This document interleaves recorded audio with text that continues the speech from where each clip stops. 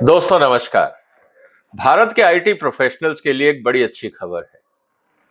आपको याद होगा कि हिंदुस्तान में जब बच्चे आईटी प्रोफेशन में जाते थे तो उनकी तमन्ना ये रहती थी कि डिग्री करेंगे, अच्छी कंपनी में जॉब करेंगे और अगर मौका लगा तो हम अमेरिका जाएंगे और वहां पे जाके किसी अच्छी मल्टीनेशनल में काम करेंगे और डॉलर में कमाएंगे। लेकिन ट्रंप साहब ने उनकी उम्मीदों पे पानी फेर दिया था। उन्होंने कहा कि जिसको भी H1B वीसा जो वहां पे प्रोफेशनल्स के लिए होता है, अगर आपको वो वीसा चाहिए तो $1,00,000 मतलब आज के हिसाब से 95 लाख रुपए आपको जमा कराने होंगे ताकि आप वहां की कंपनियों में काम कर सकें। ऐसी स्थिति के अंदर ये मुश्किल हो गया था कि हिंदुस्तान से जो आईटी प्रोफेशनल्स हैं या बाकी जो प्रोफेशनल्स हैं वो अमेरिका की कंपनियों में जाके काम करें। ऐसी स्थिति में समस्या ये हो गई थी कि अगर हम वहां नहीं जाएंगे और कंपनियां वहां से यहां नहीं आएंगी तो आईटी प्रोफेशन का जो भारत में एक बहुत बड़ा उद्योग है उसका क्या होगा। लेकिन हुआ क्या, एक बहुत इंटरेस्टिंग डेवलपमेंट ये हुआ कि ये जो आईटी प्रोफेशनल्स पे और खासकर जो H1B वीसा पे जो फीस लगाई थी ट्रंप साहब ने, उसको कोर्ट में चैलेंज किया गया था। जब कोर्ट में चैलेंज किया गया था तो कोर्ट ने ये पूछा कि ये बताइए ये $1,00,000 जो आप मांग रहे हैं ये किसके लिए मांग रहे हैं, इसका पर्पस क्या है। तो अमेरिका की जो सरकार है, ट्रंप साहब के जो मतलब लीगल डिपार्टमेंट है, उन्होंने ये कहा कि साहब ये जरूरी है। अगर जरूरी है तो किस लिए जरूरी है। उन्होंने ये कहा कि साहब देखिए, जो हमारी कंपनियां हैं वो विदेशी लोगों को हायर करती हैं, उनसे काम लेती हैं और वो लोग जब भारत से या बाकी देशों से आ जाते हैं तो हमारे यहाँ पे जॉब करते हैं। इससे अमेरिकन जो सिटीजन्स हैं, जो यहाँ के स्टूडेंट्स हैं, उनको नौकरियां नहीं मिलती हैं। इसीलिए ये एक हमने फीस लगाई है ताकि अमेरिका के लोगों को यहाँ पे रोजगार मिले। इस लॉजिक के आधार पे हमने ये फीस लगाई। जब ये बात चल रही थी तो कुल मिला के स्थिति ये थी कि ट्रंप साहब ने अमेरिकन कंपनीज को ये बोला कि देखिए, या तो आप अमेरिका में लोगों को रोजगार दीजिए, नहीं तो हम आपके ऊपर फिर हैवी पेनल्टी लगाएंगे। एक तरफ उसको फीस बोला गया और दूसरी तरफ उसको पेनल्टी बोला गया। जब ये पूरा विवाद कोर्ट के सामने आया तो आर्ग्यूमेंट ये आया कि अगर ये फीस है तो ये बताइए कि क्या आप इसमें सर्विसेज दे रहे हैं, कौन से आप इसके अंदर सुख सुविधाएं दे रहे हैं जो एप्लीकेंट्स हैं उसको, किस काम के लिए फीस है, उसका कोई प्रोसीजर है। ये जवाब भी अमेरिका के लीगल डिपार्टमेंट के पास नहीं था। फिर जवाब ये आया कि अगर ये फीस नहीं है तो फिर ये क्या है। इस मुद्दे को लेकर फिर सवाल ये उठा कि साहब अगर ये फीस नहीं है तो फिर ये है क्या। तो विवाद ये उठा कि साहब ये फीस नहीं है, ये एक तरह से टैक्स है।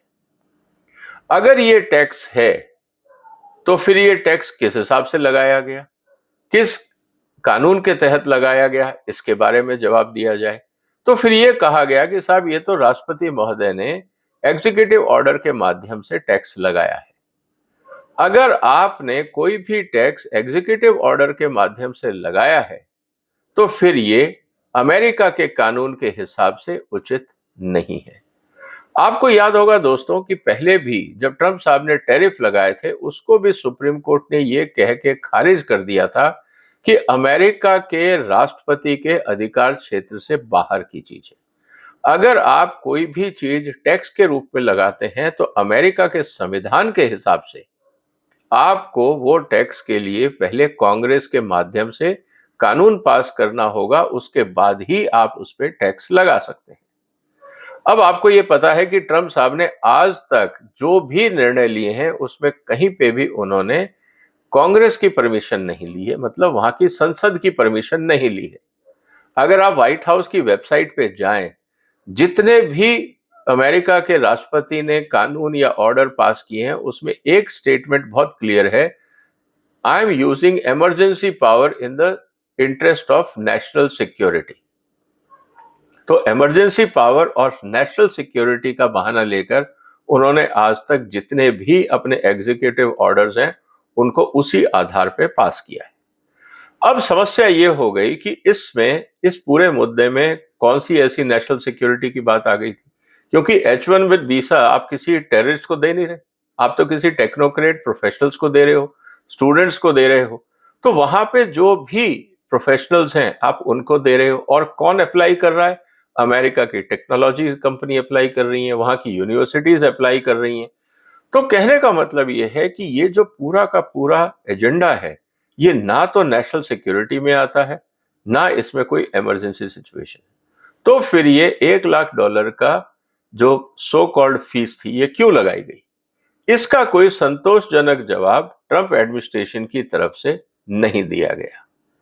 और दूसरी तरफ कंपनियों का यह कहना था कि मान लीजिए हम किसी इंजीनियर को 1 लाख या $1.25 तनख्वाह देते भी हैं, अब उसके ऊपर $1 लाख वीसा की फीस देना बहुत भारी पड़ेगा, हम शायद रिक्रूटमेंट बंद कर देंगे, इस चक्कर में हमारी कंपनियां पीछे हो जाएंगी, काम के लिए हमें लोग चाहिए वो मिल नहीं रहे हैं, क्योंकि एआई है, सेमीकंडक्टर्स है, साइबर सिक्योरिटी है, बहुत सारे टेक्निकल एक्सपर्टाइज है जिसमें बहुत सारे भारतीय आके काम करते हैं।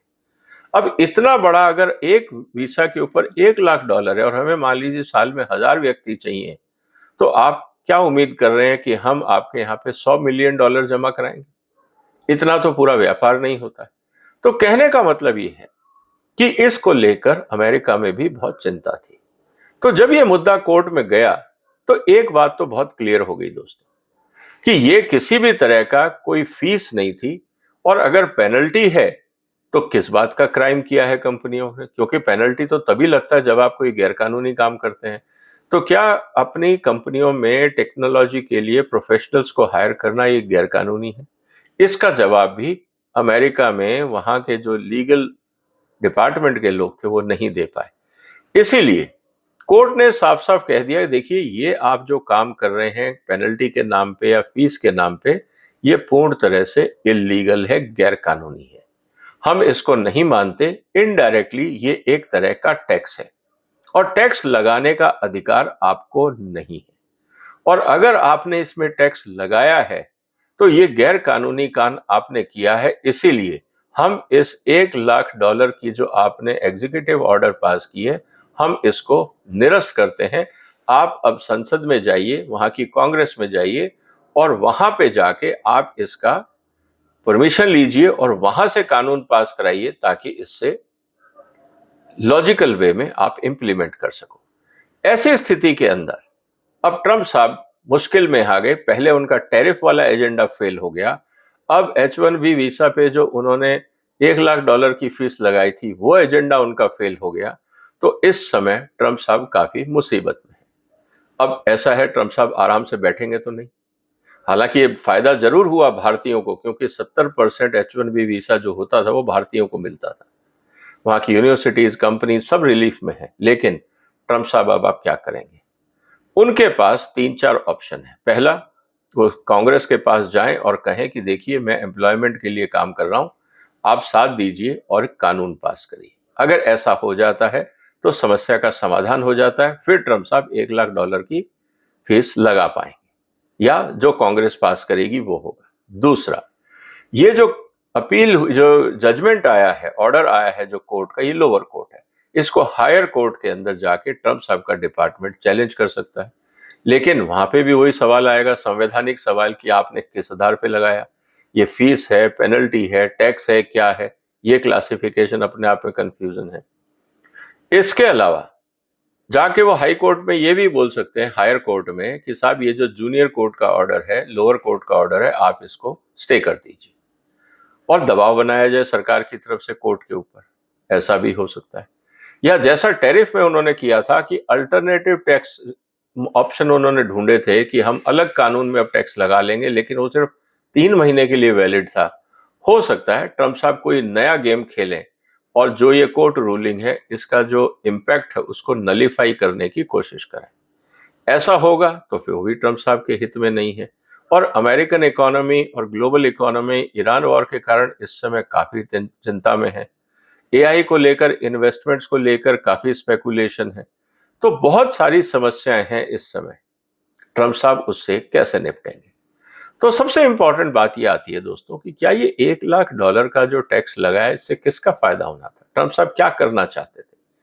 अगर अमेरिका में टैलेंट होता तो अमेरिकन कंपनियां पहले ही हायर कर लेती, उनको इंडियंस की जरूरत नहीं थी। एक विदेशी व्यक्ति को लाकर अपने देश में रखना और उससे काम लेना ये तभी होता है जब आपके देश में टैलेंट पूल की शॉर्टेज हो या उस तरह की क्वालिटी या स्किल सेट ना हो। तो ट्रंप साहब क्या टैरिफ लगा के अमेरिका की अपनी कंपनियों का ही नुकसान करना चाह रहे थे? ये एक बहुत बड़ा इंपॉर्टेंट एजेंडा है। इसके अलावा अगर मान लीजिए इंडियंस अमेरिका में काम नहीं करते तो कनाडा ने कहा हमारे यहाँ आ जाओ, यूरोपियन कंट्रीज कह रहे हैं हमारे यहाँ आ जाओ, तो इससे जो अमेरिका की कंपनियां हैं उनको लग रहा था कि वो बाजार में पिछड़ जाएंगे, उनका नुकसान होगा। ये बात वो ट्रंप साहब को समझा रहे थे लेकिन उनको समझ में नहीं आ रही थी। ये भी एक चुनौती है। तीसरी जो सबसे बड़ी बात यह है इस समय कि अगर भारत के पास टैलेंट पूल है तो दुनिया में उसकी डिमांड रहेगी। तो एक मैसेज तो बहुत क्लियर है कि भारत को अपने एजुकेशन सिस्टम को एआई की दुनिया में दोबारा देखना होगा। अब वो कोडिंग का कॉन्सेप्ट तो चला गया क्योंकि एआई आने वाले साल भर में इतनी डेवलपमेंट हो जाएगी एआई में कि आपको कोडिंग के लिए मैन पावर नहीं चाहिए होगा, इनोवेशन एंड क्रिएटिविटी के लिए मैन पावर चाहिए होगा। ऐसी स्थिति के अंदर क्या हमारा एजुकेशन सिस्टम तैयार है? क्या हम लगातार इस तरह का मैन पावर दे सकते हैं दुनिया को जिससे भारतीयों की डिमांड बनी रहे? ये एक ज्यादा बड़ा सवाल है। तो दोस्तों, जो कोर्ट ऑर्डर आया है इससे भारतीयों को राहत तो मिली है, हमारी कंपनियों को राहत मिली है कि हम यहाँ से लोगों को अपने जो विदेशी क्लाइंट्स हैं वहाँ भेज पाएंगे, वहाँ के लोग भी हिंदुस्तानियों को अपॉइंट कर पाएंगे। लेकिन क्या ये लॉन्ग टर्म सॉल्यूशन है आईटी सेक्टर के लिए? सवाल अब इस बात का है। उम्मीद है दोस्तों कि ये तो खुश खबरी आपको मिली गई, लेकिन आने वाली चुनौतियों के लिए हमको क्या तैयारी करनी चाहिए?